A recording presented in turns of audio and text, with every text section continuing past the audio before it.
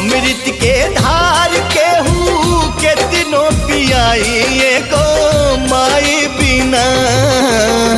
कैसे करे जवा जुड़ाई ये भाई एगो माई बिना। कैसे करे जवा जुड़ाई ये भाई एगो माई बिना।